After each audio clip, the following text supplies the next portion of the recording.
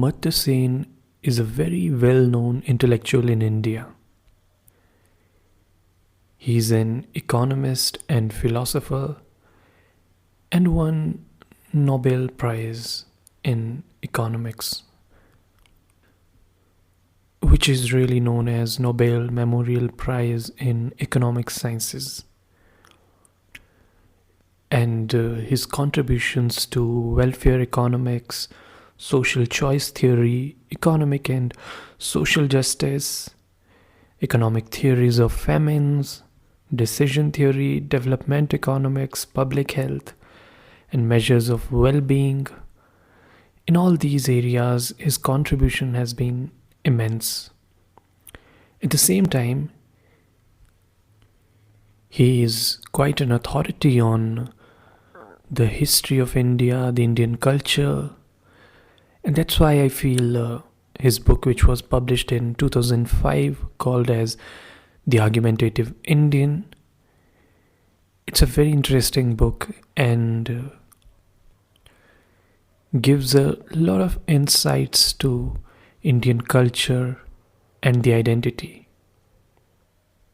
The book is basically a collection of essays drawing its inspiration and ideas from the ancient India and comes as far as the independence of India and beyond the time we live in today. So it really covers a lot of grounds when it comes to the identity of India.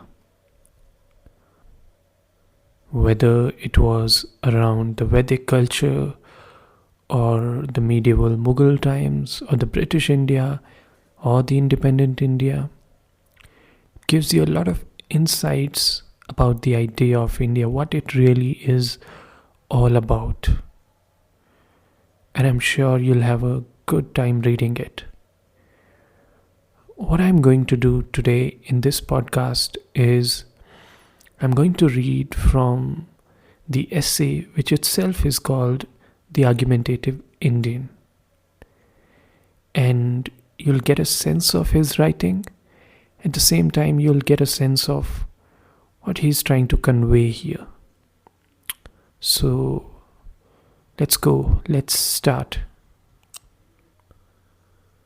Prolixity is not alien to us in India.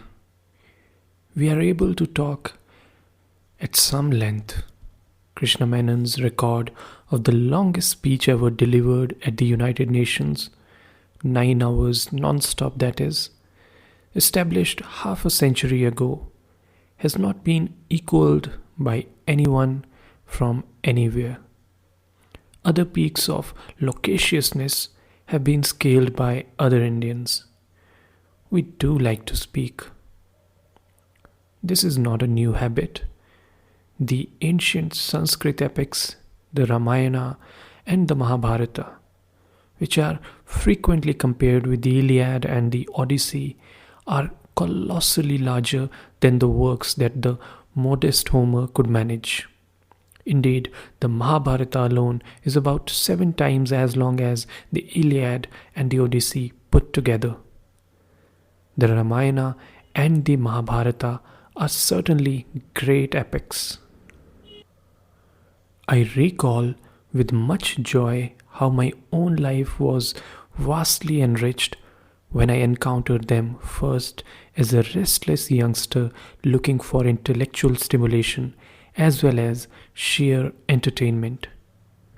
But they proceed from stories to stories woven around their principal tales and are engagingly full of dialogues, dilemmas, and alternative perspectives. And we encounter masses of arguments and counter-arguments spread over incessant debates and disputations. The arguments are also often enough quite substantive. For example, the famous Bhagavad Gita, which is one small section of the Mahabharata, presents a tussle between two contrary moral positions. Krishna's emphasis on doing one's duty on one side, and Arjuna's focus on avoiding bad consequences on the other. The debate occurs on the eve of the Great War that is the central event in the Mahabharata. Watching the two armies readying for war, profound doubts about the correctness of what they are doing are raised by Arjuna, the peerless and invincible warrior in the army of the just and honorable royal family, the Pandavas, who are about to fight the unjust, the Kauravas.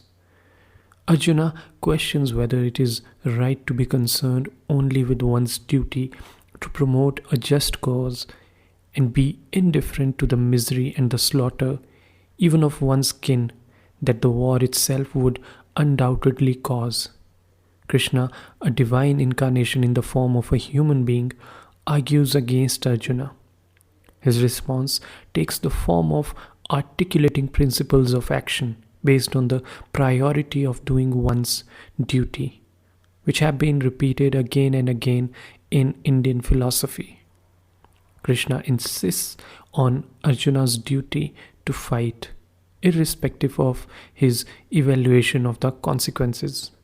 It is a just cause, and as a warrior and a general on whom his side must rely, Arjuna cannot waver from his obligations, no matter what the consequences are. Krishna's hallowing of the demands of duty wins the argument, at least as seen in the religious perspective. Indeed, Krishna's conversations with Arjuna, the Bhagavad Gita, became a treatise of great theological importance in Hindu philosophy, focusing particularly on the removal of Arjuna's doubts. Krishna's moral position has also been eloquently endorsed by many philosophical and literary commentators across the world, such as Christopher Isherwood and T.S. Eliot. Isherwood, in fact, translated the Bhagavad Gita into English. This admiration for the Gita and for Krishna's arguments in particular has been a lasting phenomenon in parts of European culture. It was spectacularly praised in the early 19th century by Wilhelm von Humboldt as the most beautiful, perhaps the only true philosophical song existing in any known tongue. In a poem in 4 quartets, Eliot summarizes Krishna's view in the form of an admonishment. He says, "And do not think of the fruit of action. Fare forward." Eliot explains, not fare well, but fare forward, voyagers. And yet, as a debate in which there are two reasonable sides, the epic Mahabharata itself presents sequentially each of the two contrary arguments with much care and sympathy. Indeed, the tragic desolation that the poor land, largely the Indo-Gangetic plain, seems to face towards the end of the Mahabharata can even be seen as something of a vindication of Arjuna's profound doubts. Arjuna's contrary arguments are not really vanquished, no matter what the message of the Bhagavad Gita is meant to be. There remains a powerful case for faring well and not just forward. Oppenheimer, the leader of the American team that developed the ultimate weapon of mass destruction during the Second World War, was moved to quote Krishna's words, "I am become death, the destroyer of worlds," as he watched on 16 July 1945 the awesome force of the first nuclear explosion devised by man. Like the advice that Arjuna had received about his duty as a warrior fighting for a just cause, Oppenheimer, the physicist, could well find justification in his technical commitment to develop a bomb for what was clearly the right side. scrutinizing, indeed criticizing his own actions, Oppenheimer said later on. When you see something that is technically sweet, you go ahead and do it and you argue about what to do about it only after you have had your technical success. Despite that compulsion to fare forward, there was reason also for reflecting on Arjuna's concerns. How can good come from killing so many people? And why should I seek victory, kingdom, or happiness for my own side? These arguments remain thoroughly relevant in the contemporary world. The case for doing what one sees as one's duty must be strong. But how can we be indifferent to the consequences that may follow from our doing what we take to be our just duty? As we reflect on the manifest problems of our global world or on India's special concerns, it is important to take on board Arjuna's consequential analysis in addition to considering Krishna's arguments for doing one's duty. The univocal message of the Gita requires supplementation by the broader argumentative wisdom of the Mahabharata, of which the Gita is only one small part. There will be an opportunity in this essay and in others to follow to examine the reach and significance of many of the debates and altercations that have figured prominently in the Indian argumentative tradition. We have to take note not only of the opinions that won or allegedly won in the debates, but also of other points of view that were presented and are recorded or remembered. A defeated argument that refuses to be obliterated can remain very alive. There is, however, a serious question to be asked as to whether the tradition of argumentations and disputations has been confined to as exclusive part of the Indian population, perhaps just to the members of the male elite. It would, of course, be hard to expect that argumentational participation would be uniformly distributed over all segments of the population. But India has had deep inequalities along the lines of gender, class, caste, or community. The social relevance of the argumentative tradition would be severely limited if disadvantaged sections were effectively barred from participation. The story here is, however, much more complex than a simple generalization can capture. I begin with gender.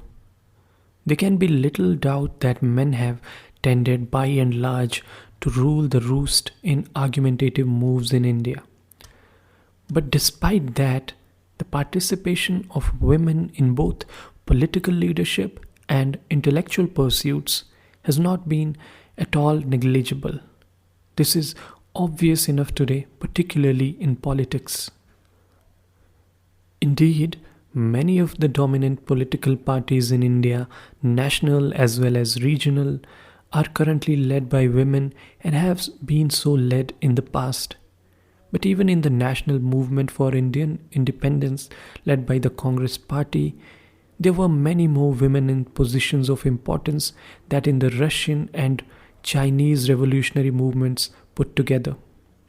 It is also perhaps worth noting that Sarojini Naidu, the first woman president of the Indian National Congress, was elected in 1925, 50 years earlier than the election of the first woman leader of a major British political party, that is Margaret Thatcher in 1975. The second woman head of the Indian National Congress, Nellie Sen Gupta, was elected in 1933. Earlier or later, these developments are products of relatively recent times. But what about the distant past? Women's traditional role in debates and discussions has certainly been much less pronounced than that of men in India. But it would be a mistake to think that vocal leadership by women is completely out of line with anything that has happened in India's past. Indeed, even if we go back all the way to ancient India, some of the most celebrated dialogues have involved women, with the sharpest questionings often coming from women interlocutors. This can be traced back even to the Upanishads, the dialectical treatises that were composed from about the 8th century BCE and which are often to be taken to be the foundations of Hindu philosophy. For example, in the Brihadaranyaka Upanishad, we are told about the famous arguing combat in which Yajnavalkya, the outstanding scholar and teacher, has to face questions from the assembled gathering of pundits, and here it is, a woman scholar, Gargi, who provides the sharpest edge to the intellectual interrogations. She enters the fray without any special modesty. She says, "Venerable Brahmins, with your permissions, I shall ask him two questions only. If he is able to answer those questions of mine, then none of you can ever defeat him in expounding the nature of God." Even though Gargi is an intellectual and pedagogue, is no military leader, but her use of imagery is strikingly militant. Yajnavalkya, I have two questions for you. Like the ruler of Videha or Kashi, coming from a heroic line, who strings his unstrung bow, takes in hand two penetrating arrows and approaches the enemy, so do I approach you with two questions which you have to answer. Yajnavalkya does, however, manage to satisfy Gargi with his answers. Gargi acknowledges this handsomely, but again without undue modesty. She says, "Venerable Brahmins, you should consider it an achievement if you can get away after bowing to him. Certainly, none of you can ever defeat him in expounding the nature of God." If it is important not to see the Indian argumentative tradition as the exclusive preserve of men, it is also necessary to understand that the use of argumentative encounters has frequently crossed the barriers of class and caste. Indeed, the challenge to religious orthodoxy has often come from spokesmen of socially disadvantaged groups. Disadvantage is, of course, a comparative concept. When Brahmanical orthodoxy was disputed in ancient India by members of other groups, the fact that the protesters were often quite affluent should not distract attention from the fact that in the context of Brahmin-dominated orthodoxy, they were indeed distinctly underprivileged. This may be particularly significant in understanding the class basis of the rapid spread of Buddhism, in particular in India. The undermining of the superiority of the priestly caste played quite a big part in these initially rebellious religious movements, which include Jainism as well as Buddhism.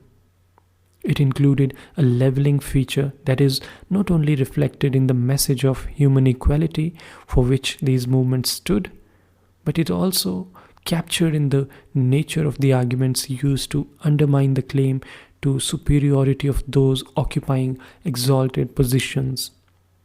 Substantial parts of early Buddhist and Jain literatures contain expositions of protests and resistance.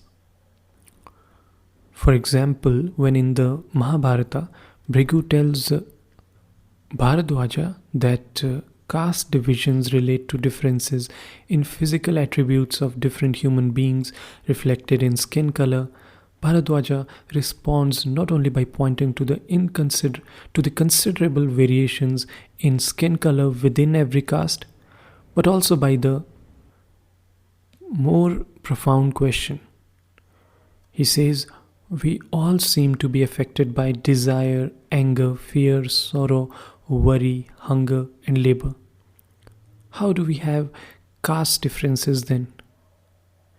There is also genealogical skepticism expressed in another ancient document, the Bhavishya Purana.